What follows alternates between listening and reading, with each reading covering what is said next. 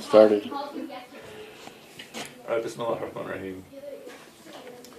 We praise and thank Allah Ta'ala. We seek blessings on the Prophet Sallallahu Alaihi Wasallam.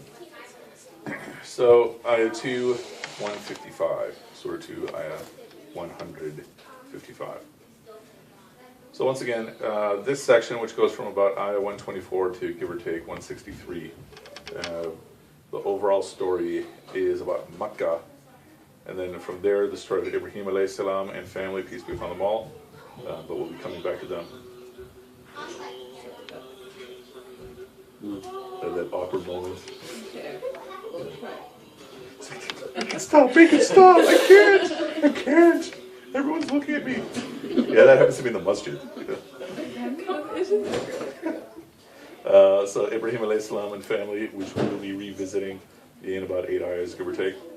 Not even.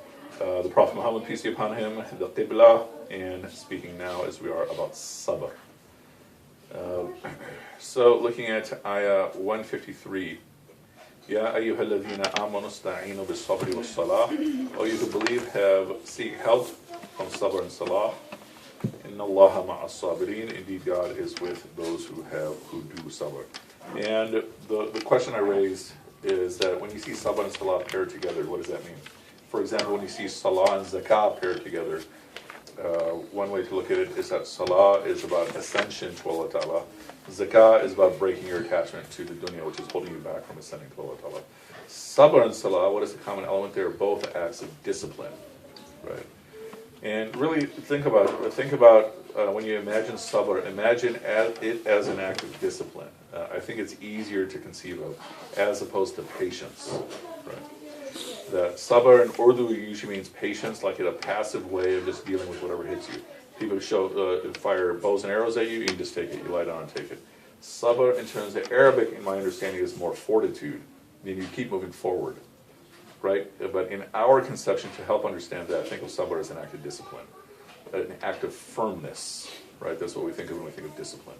Likewise for Salah. I'm going to try that again. Try to play it? No, try not to just start my Quran without having paper. Well, let's all stare at her and embarrass her. Okay. Yeah. I think See if she gets self-conscious. I got it. And start tapping her and everything. Yeah. Okay. So, wait, so sabr, when you see sabr and salat, we're together. Like, what's the common element between the two? They're acts of perseverance, and I think for our contemporary 2014 mind, it's easier to imagine them as acts of discipline. So discipline goes hand in hand with like a firmness of behavior, right? And that's what sabr is, that's what salah is. as opposed to sabr and zakat. So salah and zakah, when they're together, salah is about ascension to Allah Ta'ala. And Zakat is letting go. Zakah is breaking those chains that are holding you back. Yes? Whenever I heard that, I always thought it was like Salah was supposed to create something. Is that? Well, I mean, I do see both of them as like perpetual motion machine. That's a term you'll hear from me periodically. Like when you do this and you keep making yourself do it, it'll make you do it more, right? If you really, really push yourself to do salah, you can reach a point where it becomes hard for you not to do salah, right? And that helps you develop backbone, which helps you in your sabr, inshallah. Yeah. But I don't know that salah automatically creates sabr. You know what I'm saying? But the two hand in hand make you into a very strong person. Yeah, another way that I would describe it is having backbone. Right? I don't know. What would be like a non-metaphor language to describe that, like having backbone? Best I can think of is having firmness, integrity. Yeah. Okay. And then from there we're talking about Ayah 154. وَلَا تَقُولُوا لِمَنْ Do not say about those يُقْتَلُوا فِي سَبِيلِ اللَّهِ أَمْوَاتٌ. Don't say that about those people who are killed in the way of Allah that they're dead. Bal, nay, ahya'un. They are living. Walakin la tash'urun, but you can't tell. Yeah, we had a conversation about the nature of death last time. I don't remember if we got to it. When we imagine death, when we speak about death, we speak about the soul leaving the body. Okay. Technically, that's not wrong, right? But where's the soul then? If the soul is leaving the body, could be. I mean, this is essentially the subject of scholarly speculation, right? We do have a notion of the soul entering the body, we do have a notion that as you're dying, the soul is coming up to your throat, right? But where does the soul go? Does the soul even have a location? So another way I'm going to suggest for you to think about death is you are no longer animated, okay? Because you still have consciousness, right? When you die, you can still potentially hear things, but you do have a consciousness that's like a dreamlike state. And if you are going to be suffering the what do you call it, the suffering of the grave, punishments of the grave, think about that. Even if you've been cremated, you're still going to experience it, that experience of the suffering of the grave, right? And so at the very least, it is a type of consciousness. Or you might have a wonderful experience in that in-between period called the barzakh. Barzakh is essentially this in-between period, not necessarily between life and the day of judgment, but that barzakh is. And so the point is that you might have a wonderful happy dream that just passes by like the blink of an eye, right? The point is you do have consciousness. And then we're told what about the Prophet, peace be upon him? Every time you send salam to the Prophet, peace be upon him, what happens? He sends salam back to you, right? And some say he even mentions you by name. Think about that. So if at this moment you say salam to the Prophet, peace be upon him, assalamu alaikum ya nabi, assalamu alaikum ya nabi, then we are taught that potentially that at this exact moment, I just did this, that the Prophet, peace be upon him, just said, wa alaikum assalam, Omer Mozaffar. Boom. Think about that. Yeah, right. But the point is that the people who are of a higher spiritual state, a higher maqam, may still have animation. Like when they're dead. Yeah. Like what do you mean by animation? Like. You want me to tell you something totally wild? Zombies! Something totally wild that you should not share because it'll just completely discredit this whole class. There's even a teaching that the prophets, peace be upon them, make a Hajj every year. Ready? 1, 2, 3. Boom! The prophets, all of them? Or at least Musa alayhi salam, and I think Prophet Muhammad, peace be upon him. Yeah, go ahead. Go ahead. I'm not saying anything. Yeah. No, but the key point to take is that looking at this ayah, what does it say? They're alive, but you can't perceive it. So does that mean they're in Jannah because they went straight to paradise because they didn't have to go through the day of judgment? Possibly, or we could say, well, the day of judgment hasn't happened yet, so they're in some sort of animated state. Possibly, who knows? The key thing I want you to take is our notion that the soul leaving the body is not necessarily death. So what you're saying is we believe in ghosts. So Not necessarily. Totally getting Doesn't rule it out. But when you're saying, okay, the notion that your soul leaving your body isn't necessarily death. So isn't necessarily our understanding of death. So you could be like living, but you could be like spiritually dead. Is that what you're saying? Physically unable to animate, meaning because you can't earn any more deeds, right? So you're essentially a consciousness without ability. Give it time. Give it time. So, but you're okay. You said like someone who's like really like at a higher spiritual state could possibly be animated. Yeah. So this is speaking about everyone in general, though, right?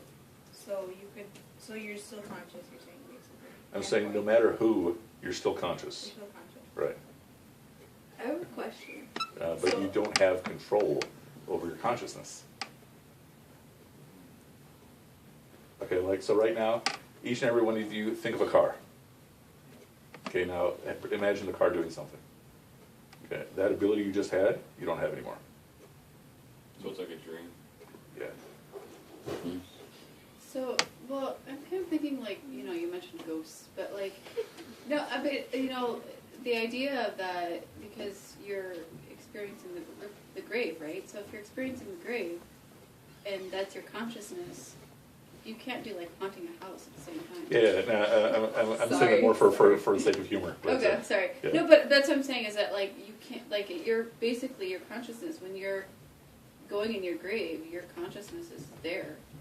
So if you have mass graves, everybody's consciousness is they're all experiencing barzakh in that same mass grave. Well, the question becomes location. right? So imagine you have someone who's cremated. Like, where are they? And they're cremated, and as is the case with many people who do cremation, you know, you put a piece of them here, and a piece of them in the ocean, and a piece Isn't of that them. wrong? In our understanding, yeah. But the point being that there's a consciousness present. Yeah. Yeah, And that's true. So where like that person, what life experience? yeah, it's a place with no location. Why would someone, if they're really pious, why would they want to like walk on this earth when they have a window to like Jannah? Who says they have that yet?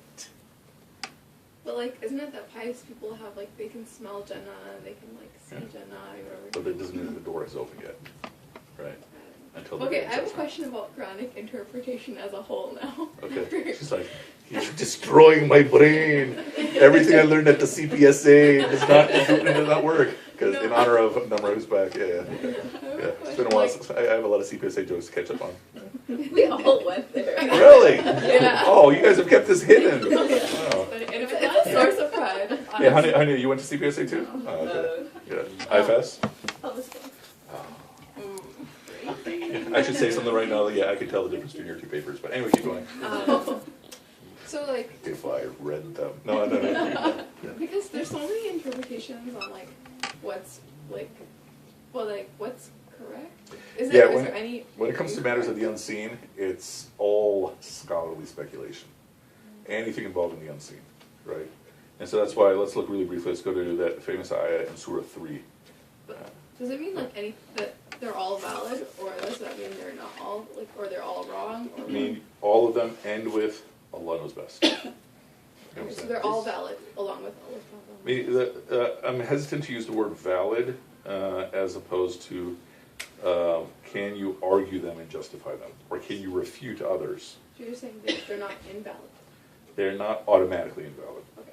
But there are some beliefs that do get refuted, right? So, you know, the Nation of Islam's belief that God came in the form of a man, right? You know, by and large is refuted, right? Or another prophet coming, you know what I'm saying? You're saying something? Yeah, I was just saying, and I haven't heard this here in a long time, but if I recall correctly, the allusion made from this ayah was one of the Sahabas had passed away in the context of a war, and there was some sourness felt that that Sahaba would not experience the remainder of his life with Prophet Muhammad sallallahu alaihi wasallam, and this ayah was revealed to indicate to the rest of the Sahabas that he's still in fact alive, and that sort of thing. This is sort of what I'll essentially be leading to Yeah. in terms of the practicality of these things. Sure. Right. Okay. So Surah 3, Ayah 7. This is one of those good ayahs to put an asterisk by. It's one of those big major ayahs, especially in the matters of interpretation. I'm sorry, can you repeat that again? Which surah is it? Surah 3, Ayah 7. Ayah 7. Okay, Imani, you got something to look at? Or you have a Quran thing? Yeah. Oh, yeah. Or you're just enjoying your... That's a long ayah, man. Yeah. Sorry. No, I'm just like, this must be pretty hard to memorize that one. So he's the one who sent down to you the kitab, and in it are ayahs muhkamat. How is muhkamat translated? Definite. Definite? Anybody have anything else? Decisive. Entirely Precise. clear. Entirely clear. Absolutely clear and lucid. Okay. Established. Okay. So they all kind of mean the same thing. Hunna ummul kitab. They are, the literal translation would be the mother of the book, the foundation of the book. So what are we saying here? That the way the Quran is structured, of the two types of ayah, one type of ayah would be those ayahs that are just completely clear. Clear according to Arabic language, right? That just using basic Arabic grammar, this is textbook clear, right? That's the foundation, okay? And then you have those ayahs, وَأُخَرُ مُتَشَابِهَاتٍ, and then those that are allegorical, metaphorical, what do you guys have? Ambiguous. Ambiguous. When the word mutashabihat is used, I thought that was referring to attributes of Allah subhanahu wa ta'ala. Right? I mean, am I mistaken? I mean, tashbih, Like the unknown things about Allah. is it this word? I feel like I want to say it's a different word that's like on the tip of my tongue, but I can't remember. Hopefully I can remember that. So, mutashabihat would be those things that are kind of like reality. Okay? What is like the root word of that mean? Kind of like reality. Yeah. Kind of like reality or reality? Kind of like, Oh. yeah. Like, you know, the hadith that when people want to hit you with a bat, they'll always quote, you know, those people who want to be like the kuffar are of them. You know, anytime someone, for your generation, it probably doesn't happen as much. But when someone starts wearing jeans, they'd be like, those people who want to be like the kuffar, they are of them. You know? Oh, Now you're understanding. anytime someone tries to celebrate a birthday or something. Yes, exactly. Yeah. So it comes from the same root word, but it's a slightly different. It's the shabbaha. Yeah. Anyway, so I know some of you guys are already reading ahead to see what I'm going to say, but the basic point here being that the starting point, the foundation of the book, is to look at those ayahs that are completely clear. And then, either for the mutashabihat, you don't get into them, or if anything, you read them in light of the clear ayahs. Okay? But then you have those people who are doing the inverse. فَأَمَّا الَّذِينَ فِي قُلُوبِهِمْ زَيْغٌ. As for those people who in their hearts they have this type of corruption, فَيَتَّبِعُونَ مَا تَشَابَهَ مِنْهُ. And then they try to follow what is, you know, the allegorical in it, إِبْتِغَاءَ الْفِتْنَةِ, with this desire to create fitna, وَابْتِغَاءَ تَأْوِيلِهِ, with this desire to give you explanations. Okay? So the point being that the proper discourse is that the foundation of the text is that which is clear. So give me something that is completely clear in the Quran. There's no doubt. The easiest thing is La ilaha illallah. What are you saying? Anything. Yeah, I mean, that's textbook absolutely clear, right? There's probably metaphor on top of that, but the literal reading is completely clear. Everybody agrees upon it, right? And so that's your foundation. Alif Lam Mim, not clear. Okay. Anything that involves the unseen would be in the ambiguous, right? So the key thing that I'm saying when we're looking at the ayahs on death is not so much look at all these other possibilities, but don't assume that our common understanding is correct, that you have the soul and the body and that they separate. See what I'm saying? What do you think, Because that's also speculation of the unseen, yeah. with respect to the rationale for including mutashabihat and leaving room for interpretation, interpretation that wasn't really formalized during the time of Muhammad sallallahu alaihi wasallam, so that scholars, generations and generations thereafter, can actually speculate on these things. From the opinion of the scholars, what would be the rationale for a book that's about human nature to include these items? I think it provides cushion. I think it provides a lot of flexibility and rahmah, right? How do you Well, I mean, when you're having discussions on metaphor, what does metaphor mean, right? By allowing the possibility of 10 different meanings, you're allowing the possibility of 10 different understandings, 10 different types of people. See what I'm saying? If it was just a book of rules, then it takes away a lot of rahmah. I don't know how that translates into Rama, to be honest with you, because you're leaving a whole group of people basically fodder for speculation, fodder for them to go astray. Okay. And for the group of people who are looking for guidance, it's fodder to lead them in the right direction. But it does say in that same ayah, what's the cause? Yeah. If you have crookedness in your heart, Yeah. you're going to skip past the clear stuff and go towards the ambiguous right, stuff. See what I'm saying? Sure.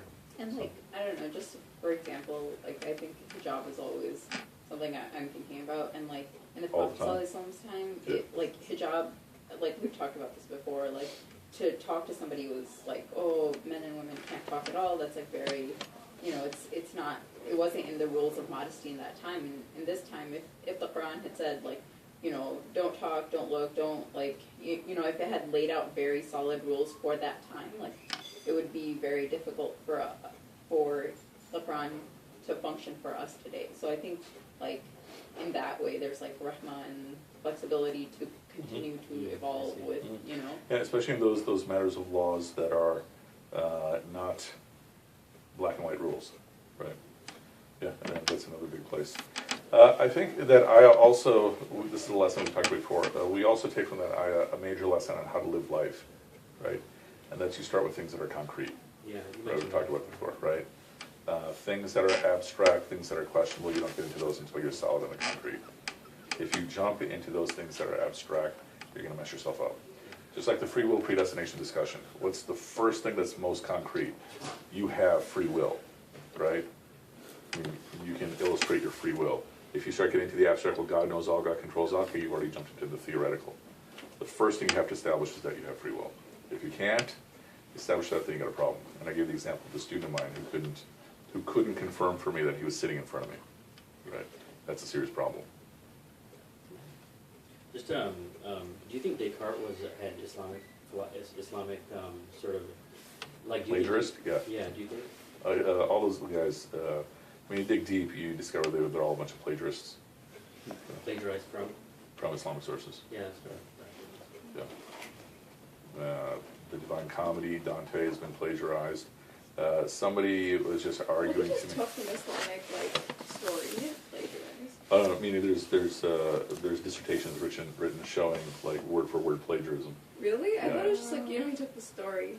It's another thing I heard about that was apparently completely plagiarized was, and they all seem to plagiarize Ibn Arabi. It's one particular guy. Like Thomas Aquinas was big, who took from. So he'd be a guy who's actually taking from as opposed to plagiarizing, because he's quoting his sources. Yeah. Right. That's the whole issue, right? If you're not quoting your source, then you're a plagiarist. You're a plagiarist. During that time, it was you're like not supposed to come up with your own original ideas. You're supposed to just perpetuate the same. Well, I mean, during the Enlightenment, which is when Descartes and all those guys are from, they're basically saying we don't need religion, right? And we don't need Christianity. So they're stealing. They took a lot from Ghazali. Lord of the Rings. Right? Sorry. They took a lot from Ghazali. Ghazali and Ibn Arabi, basically. Yeah. Yeah. One of my students is arguing to me that Lord of the Rings is also plagiarized from a particular book. Which one? By Ibn Arabi. But I don't know which book. I'm not familiar with the book. Yeah. Yeah. Well, this is a perfect answer to your question, Ms. Haya, right? What? Well, your question that you had, where the I haven't seen this one. Oh yeah. What?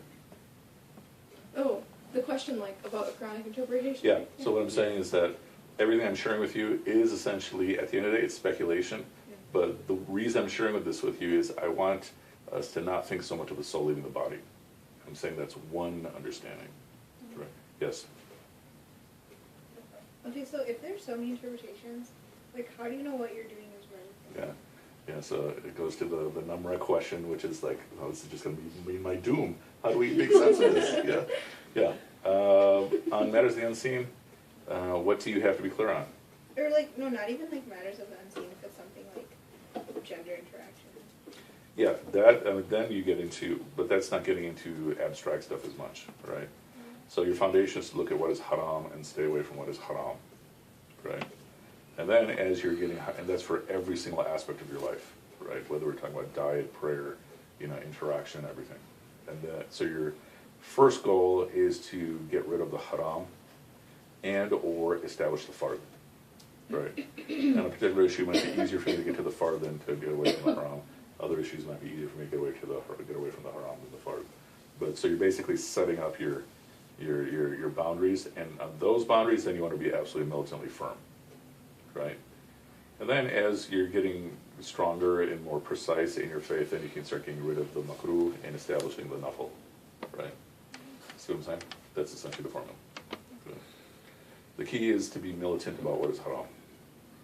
And going back to the issue in that big ayah, I don't know if you talked about what happens in our community where you have the nafs controlling everything. Did we talk about this? No. Okay. So, I mean, take it for whatever it's worth to you, but a lot of the practices of Islam in our community, by our community, I'm talking about Chicago, over the past 40 years, has been well-intentioned things done without knowledge, and what often happens is that the nafs takes over. Okay. And the nafs works essentially in the opposite of what is upright. Okay. And so the way it plays out is that we do everything pretty much the opposite of how things are supposed to happen. So the case of haram and fard, those things as a community we tend to be really lax on. We need leniency, but then we have all these bizarre other rules that we add that have no foundation whatsoever. If you're playing your video game and you're delaying your Maghrib prayer, then you're committing shirk, right? And I'm sure many of you have heard a variation of that. Okay, that has no foundation anywhere, right? But it's illustrating the point, right? I mean, if you make your prayer on time, you have fulfilled your obligation to Allah Ta'ala, right? Even if you're playing video games for the first hour of that period. Okay, you're not committing shirk, right? But the point is that we wind up becoming militant of things that don't even have any foundation. Somewhere an auntie is screaming right now. Yeah, someone, Somewhere. yeah. What is he saying? Yeah. So that's how things play out. And so in gender rules, I mean, a simple issue like, okay, so when we talk about hijab and all those things, the burden of interaction we put on the sister to cover her hair, right? Because women are fitna and all those other things that get quoted, right? Okay, no, the obligation is that you lower your gaze. Okay, the obligation for those issues is not on her head. See what I'm saying? But when you inverse things, then that's how it plays out. Then you put the burden on someone else rather than your own self. It's your fault I did this, you know. That's See a what I'm good saying? hijab then, though. On her head. Yeah, that's. It It was pun intended. It was pun intended. I thought so. Yeah. You know, med students get jokes Like, too. that's mashallah. funny. I should use that as a joke. It's like, you know, when people ask, you know, what's the role of women in Islam? Oh, we've got them covered. Oh yeah. That's really funny, actually. Yeah. I think it's really good. Yeah, that's why I told the joke, because it's funny. Anyway, so, I really do pray for jokes here. yeah. You know, one of the best things like that I've heard in terms of lecture series on hijab and modesty and all that is Numan Lakhan on Bayana TV has a whole lecture series that he gave on Khimar, Oh, really? which was completely derived from Quran actually. Uh-huh. Like he actually breaks it down and brings up the ayahs of the Quran and basically gives the entire explanation for the need to do so for both men and women, like modesty for both men and women in the light of Quran. It's very well done. You guys haven't heard of it. Okay, so moving from back to our I-154, moving from the speculative, why have speculation? And the key point is also to help in coping, right? Remember when we spoke about free will predestination, you know, for those who are around for my whole big long thing. We said that part of the point of the discussion of free will predestination is not the academic discussion, but that, all right, it's for me to accept that there are some things that are beyond my control, right? To help me cope with when I'm hit with a difficulty, if I've been hit with loss that was written. So I don't say, if only I did this, if only I did this, if only I did that. And so I don't boast, oh, I got all this wealth because of my skill, my acumen, and everything.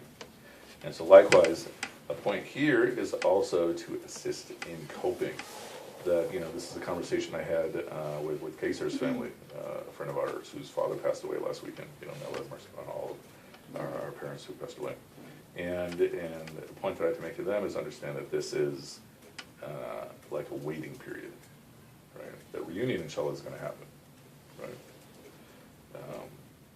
And so, back to this ayah. So the point is, the point of speculation into the unseen, on the one hand, is to refute nonsensical theories, nonsensical beliefs. But more than that, it's to translate those then into practical concerns, which usually has to do with coping, especially in our relationship with Allah Ta'ala. Now that brings us actually to what we were talking about today, ayah 155. وَلَنَبْلُوَنَّكُمْ. Hey, Muhammad, have you guys covered that form that's in that first word? وَلَنَبْلُوَنَّكُم. Which one was that? Okay, so you know when you had inna at the beginning of a word, Yeah. meaning triple emphasis, you can also add that to the end of a word. So, We just finished SARS actually, like the 10 okay, forms of SARS. you're probably getting to this pretty soon. Yeah. So this is a Like the particular. irregular ones are next. Okay, this is like, it's called like the lam of tamliq or something like that, the lam of emphasis. So here this would translate as, we will definitely test you or hit you with something bishay'in min al-khawf wal-ju' wa naqsin min amwal wal-anfus wa-thamarat. So we will definitely test you with fear, with hunger, with loss of wealth, loss of lives, and loss of fruits. Yes, the fruits. Mangoes? Now, too? so fruits here, thamarat, it's good that you said that because it reminded me of something that I would have forgotten. So thamarat here, fruits, you can translate both ways. Literally, you know, fruits as well as the loss of the fruits of your labor. You know, you put in all this effort and then flood comes. Oh, it's all lost. So, okay, keeping your finger there, go to Surah An-Nas, which we've talked about before. Very last surah of the Quran.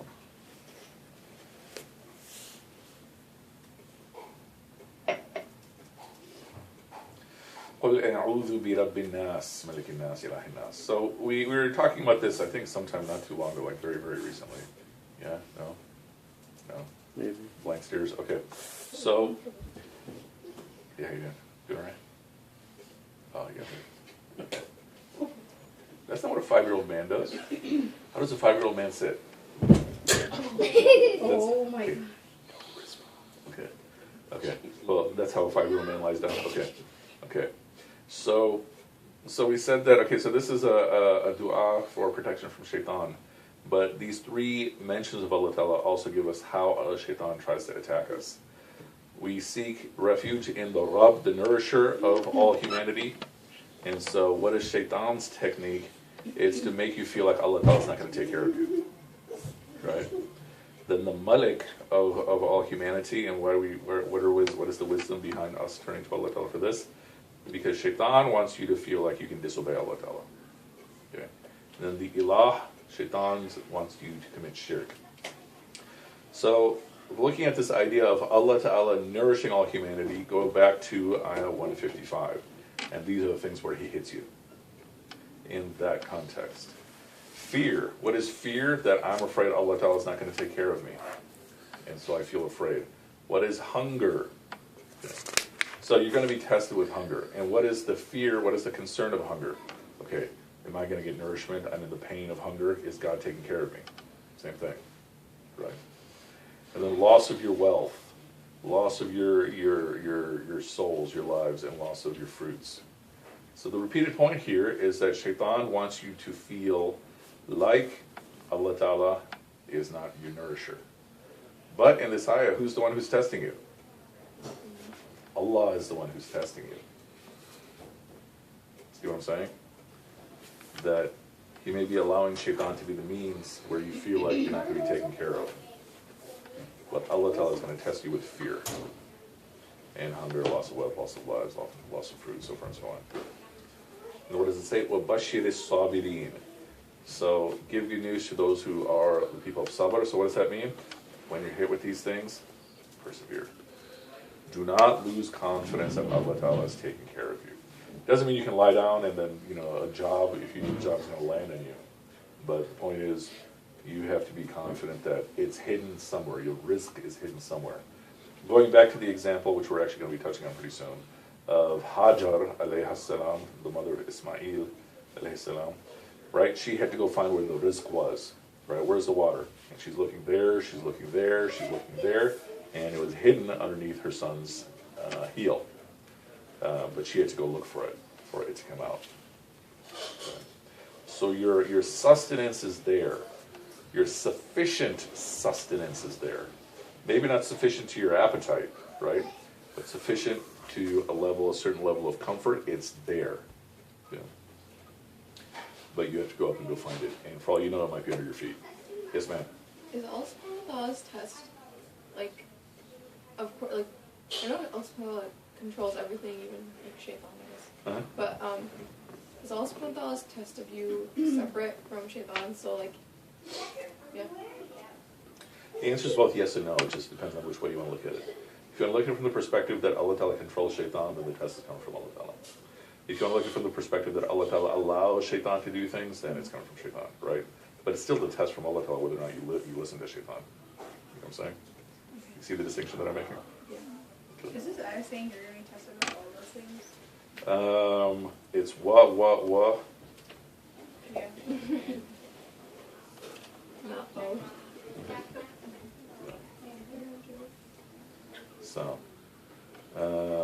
So if Allah Ta'ala says He's definitely going to test you with these things, does that make you afraid? Okay, so that means the first one, check.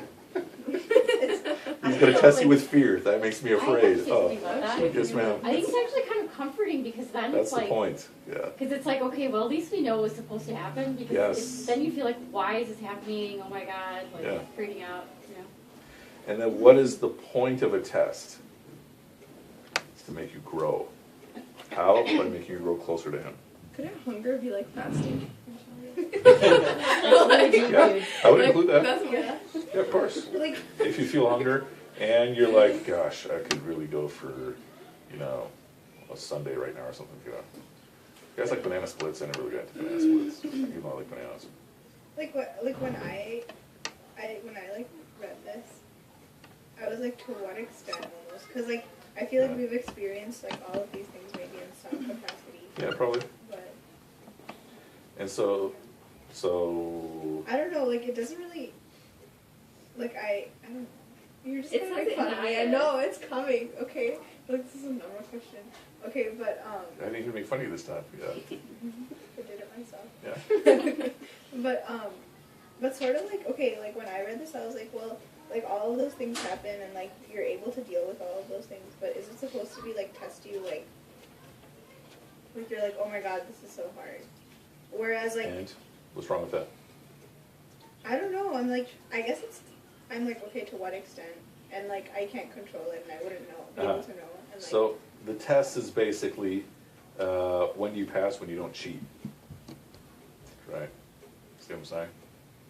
Like if you are suffering from hunger and then you decide, all right, I'm gonna go steal their food or something.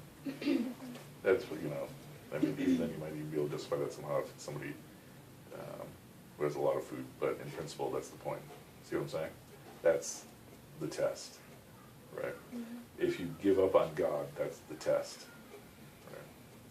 So if you get upset because of hunger or loss of your wealth, and you turn against God, then you failed. See what I'm saying? So the basic test is, do you still continue to obey Him? Which means, do you not cheat also? Because like, I was like, well, it's not that hard because everyone goes through these things. Yes. So it's not that hard, but is a test really supposed to be very hard? And like, It's going to be as hard as you can take, Yeah. right? And so sometimes you will be hit with tests that are dreadfully hard. And even then you have to have the confidence that here's the approach that you can take. Either you can have the confidence that, okay, I don't want to be hit with the test, but it's going to happen, and when it happens, I'll deal with it. Or remain in anxiety, okay? Try to block everything and protect yourself from everything, and you're never going to be able to do that. Like I have the example of a student of mine from last fall, I think, who she lives in a gated community, locks her doors, locks her houses, has an alarm for her house in her gated community. And she says every night she still sleeps terrified. And she lives in like some boony town that I don't even know if they even have cops. Even like, it's somewhere far, far north, like near Gurney or something. And like in her case, she like literally like locks everything. Well, I think she told me she leaves her car door unlocked for some strange reason, but I mean, she has layers upon layers of security, and she still goes to sleep terrified, right? And What do you think is the reason for that? sorry. Why do you think that is? I think the deeper issue is that she's one of those people who tries to be spiritual but not religious, and it's too terrifying for her. Right? But the point is that so this ayah is telling you you're going to be hit, right? And so don't worry about the fact that you're going to be hit. Especially, wait till you guys all become parents, and you'll have plenty of things to worry about. So is it saying like? So just to finish the point, because I'll forget my old age, but the basic point being that don't live in anxiety. You're going to be hit, and you're going to be able to handle it. You're not going to want to be hit, and when you're hit with struggle, it's going to suck. It's not like it's going to be easy, but you can get through it. Like, what if you think it's not going to be that bad? Then alhamdulillah, then be grateful. Or you can take the number approaches. Okay, this is not that bad, which means it can get worse. So I should pretend like this is really bad. Is it? Like the way like I naturally lean towards like hardship would be like to not care, just like stop caring. Like, is that bad? And not care about what? So like, I don't know. For example, would be like, I don't know. I can't think of one right now, but it'd be like, the way I deal with it would be like stop caring about it, so then it's not hard. Okay. Is that like? Well, I think it depends on the thing. Like if you have a child and your child is sick, you're like, I'm not going to care about the child. We'll put the child in a drawer, and I think it depends on the thing. Okay. You know what I'm saying? I had a doctor that I worked with, and she was like a pediatric hematologist oncologist, so she deals with pediatric cancer patients every day.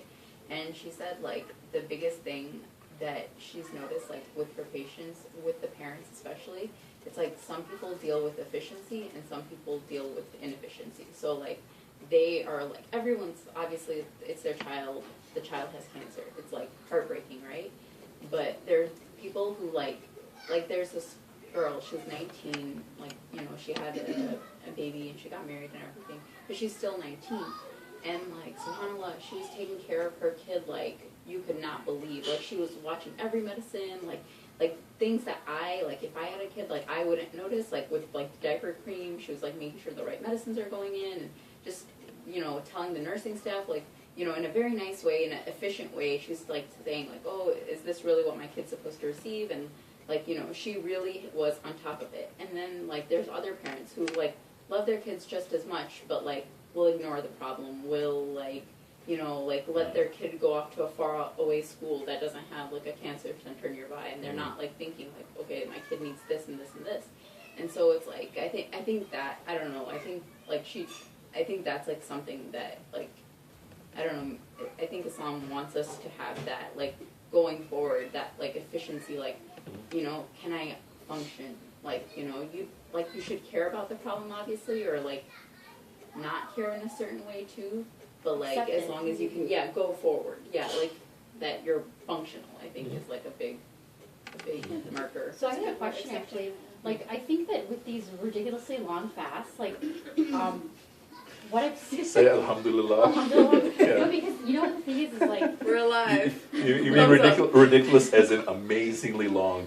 My heart is gonna be so pure by 8:30. No, but I feel like, okay, so where does, like, how do you assess whether or not personally, I mean, I'm not having this issue, so I'm not talking about myself, but I'm just saying in general, like, how do you say that, okay, it's not healthy for me to fast? Because I feel like, you know, there's like a certain level of like functionality that people have a hard time, like, if they're not eating and they're like, well, I'm going to be in surgery all day, so I'm putting people's lives at risk, or I'm scatterbrained if I, like, by hours, whatever, 8 or something, and just whatever, just normal activities I can't do. So I have forgiven myself and I'm not fasting. I feel like I've seen this a lot. I mean, I think that people are giving up too early.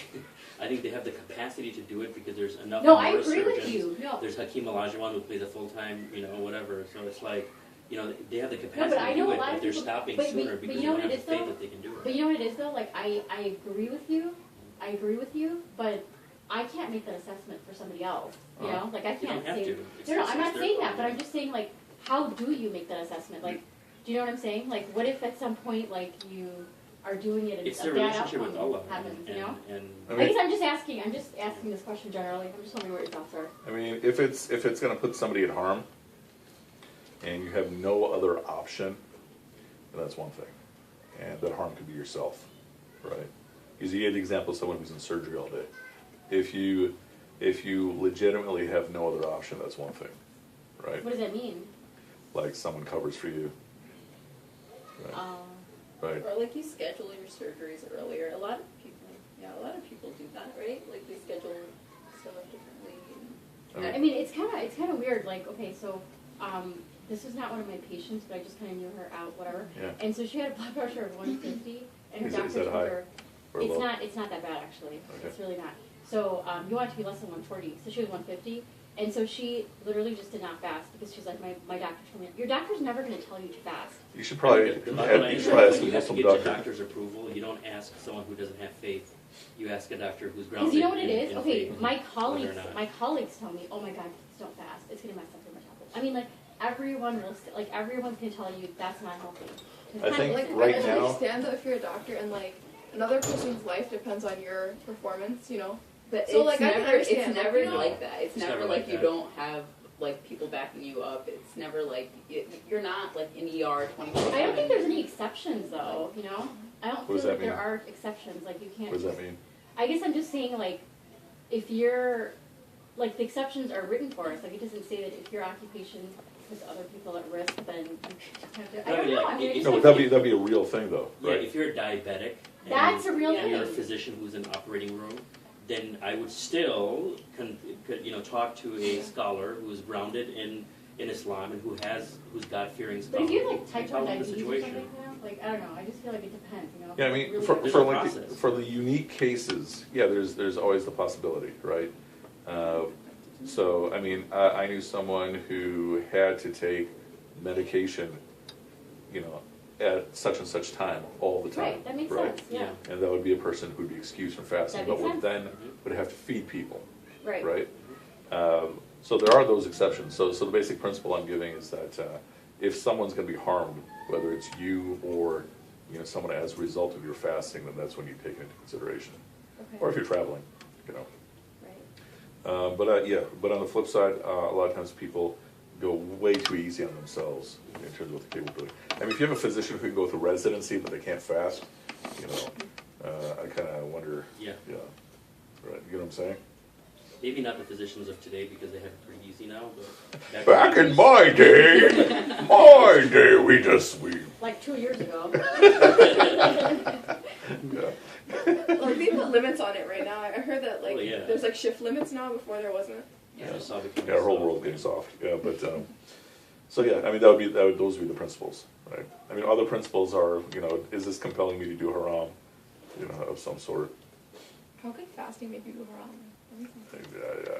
Who knows? People find ways. There's your answer. That was the most comprehensible thing I've heard all day. So how do we get on this? Oh, because of hunger. Yeah. Pass the test. So ayah 156. الَّذِينَ أَصَابَتْهُمْ or إِذَا أَصَابَتْهُمْ, those people who, when they're hit with musibah, right? Musibah is a word we also have in Urdu. أَصَابَتْهُمْ musibah, when they're hit with something that hits them, right? When a trauma traumatizes them. Okay. They say, Inna lillahi wa inna ilayhi raji'un. Okay. Now, think about this in a few different ways. The first thing to think about is that whenever Allah Ta'ala hits you with any sort of suffering, He wipes away sins. Yeah. So, He wipes away sins like leaves falling from a tree. Any suffering that you're hit with. Okay. But then on top of that, if you say, Inna lillahi wa inna ilayhi raji'un, now you're also getting rewarded. So it's a double benefit.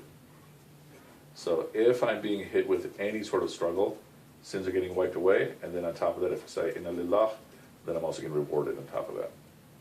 Right.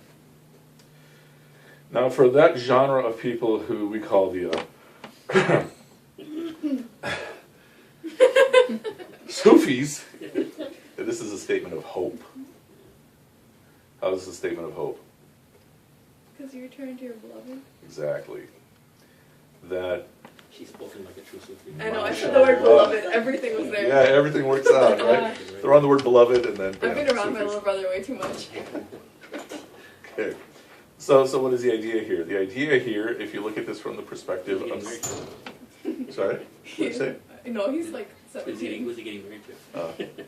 Another Sufi.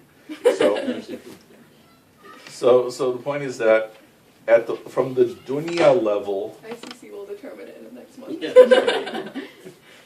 from the dunya level, all these things listed in ayah 155 are bad things. From a dunya level, fear is a bad thing, right? You want to live in security. From a dunya level, hunger is a bad thing. You want to have, full stomach, whatever, or full fruit refrigerator. Loss of wealth, loss of lives, loss of fruits. These are, from a dunya perspective, bad things. From seeking to get closer to Allah Ta'ala, these are doorways to get closer to Him. Should we want that then? No, Okay. you should never good. want it, but the point is that the reason what you should want is to get closer to Allah. Right. But meaning there's no virtue in self-imposed suffering. I would say that. And you might even potentially call it makruh, if not haram itself. And this feeds into that also, the notion, this idea that if I do something that causes me more difficulty, then there's more reward. No. I mean, the common example is like on a Hajj, right? We'll walk. It's more difficult, right? That's not going to give you more reward. But doesn't it though? Why? Like, because you're suffering more. Voluntarily. Oh. That's the key, right? It's not the suffering that you do Hajj for. point of Hajj isn't suffering. What about just complete the obligations? Yeah. See what I'm saying? Worship. Yeah. So, Like, what if you're going in an AC car with like a 5-star chef?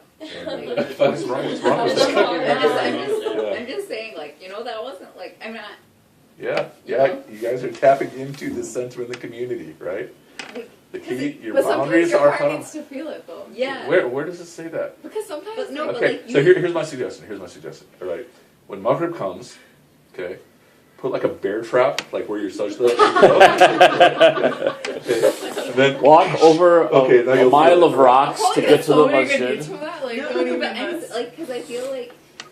Or here, pray on the asphalt outside rather than a nice lush mashallah carpet. No, but like, don't you need like something to feel like the humility of what your No. body is? The Like, fact that others, you're doing you it know? is the humility. The This is a fundamental lesson right here, You know, right? when we The were obedience is the humility. when we were at Hajj, Okay. you know, we had that like nice 5-star and the beautiful tent in Arafat and everything, and there were so many people around us. Like I know there were a couple of friends of ours that were there, and they were like, "How are we supposed to do our ibadah in this?"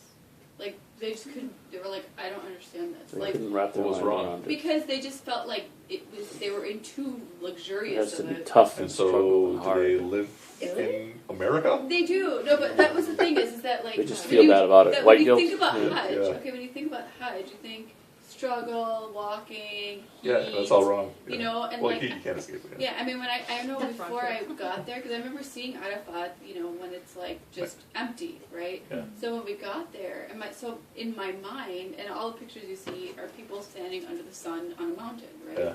So in my mind, I was like, okay, I'm gonna be sitting on my jadimas with an umbrella over me, and it's gonna be hot.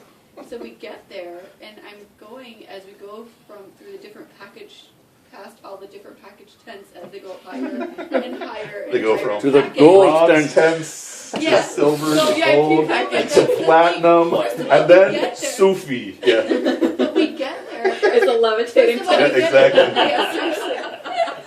I mean, no, but we get there There's to chocolate, Arafat, chocolate. and I'm like, first of all, we get there, I'm like, where's Arafat? And like, all I see are tents, okay, and like air conditioning things running. Yeah, yeah.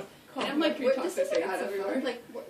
Then we're walking, and I see the tents get bigger and bigger, and the sofas inside get bigger and bigger, and turn really. I mean, they get nicer, and you're like, what is going on? And so you get there, and you're like, you feel like this is really luxurious. Like, am I getting less sawab for this? You know, am I getting less reward because I'm in so much? Right, And that's the no reason. feeling Yeah. that you have there. It's totally in our community. Yeah, it's the feeling like you're supposed to go there and struggle, right? Yeah. But then once you get there, like, subhanAllah, people were feeling that. The people that were feeling that were the ones that were sitting, we were all sitting in this area where the air conditioner was blowing on us. There were 3 other air conditioners in this massive tent, probably the size of our house. And the 3 air conditioners all broke down except for ours. Dun, dun, dun. And so we were sitting there. If I make dua, I didn't even realize it. We had we had to leave the tent to warm up, you know, because it was so cold.